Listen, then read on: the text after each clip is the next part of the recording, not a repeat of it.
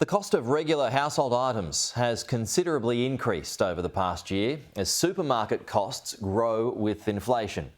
Headline inflation fell from 7% in March to 6% in June, but for many food costs, they're continuing to rise. Some of the highest price increases over the past 12 months have been for dairy products. Cheese up 16%, milk up 15%, eggs up 11%.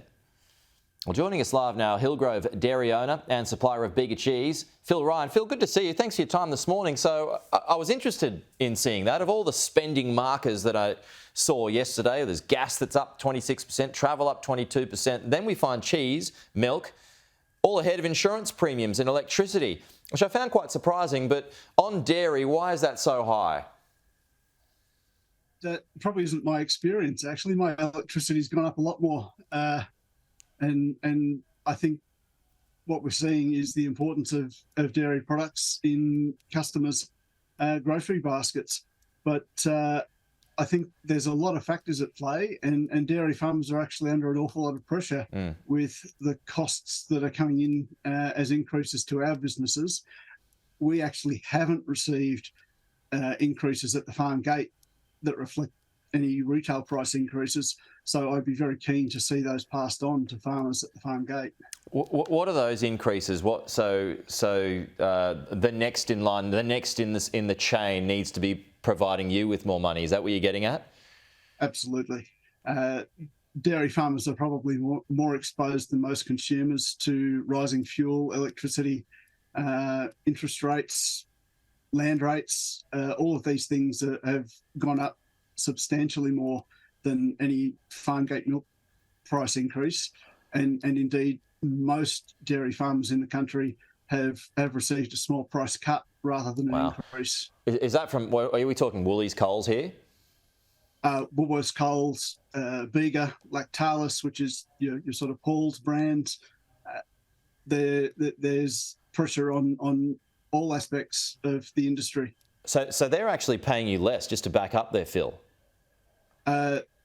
There have been small price increases for some dairy farmers, but the majority of farmers in the country have actually taken a price cut this year. Wow. So yes, I found that stunning. So your outgoings, you've outlined some of them, they've all increased, but those big suppliers, those big supermarket chains, in some cases are actually cutting their prices to you.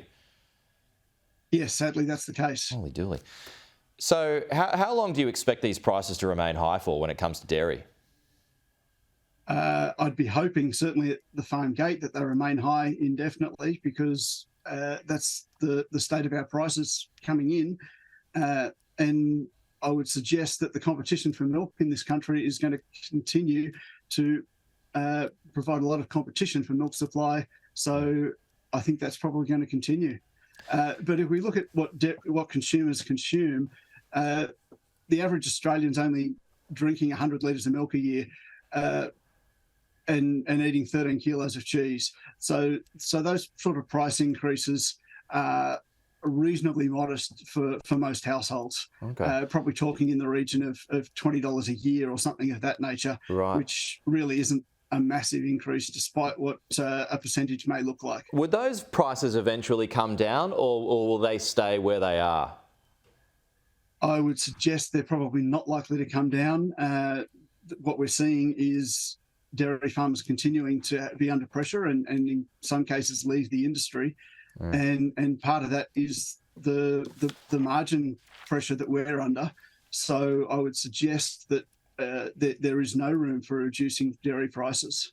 Wow. So, and just to back up on that point that you mentioned about electricity at the top of this section, Phil, how much has that increased? When you're talking about your power prices on average, how hard is that to deal with at the moment? Well, when everyone talks about, inflation coming down and the inflation genie may well soon be out of the bottle, back in the bottle, I should say. Where consumers are looking at price increases of maybe tens or hundreds of dollars, most dairy farmers are looking at price increases in the region of thousands or tens of thousands of dollars. It's a substantial impact. Right. So when the government is starting to talk about the fact that they're getting on top of things, do you sort of just scoff at that? I try not to scoff, because we need the help. We need continuing improvements in policies that provide a more robust electricity supply network, and dairy farmers are just part of that picture. It's certainly something that we need to be continued to work on, and indeed look at other ways of making our businesses more energy efficient, and ways that the government may be able to help us with capital expense that can take some of that pressure off the electricity network. Okay. Phil Ryan, Hillgrove Dairy owner there, really appreciate your time this morning. Found it very interesting. We will talk to you again soon.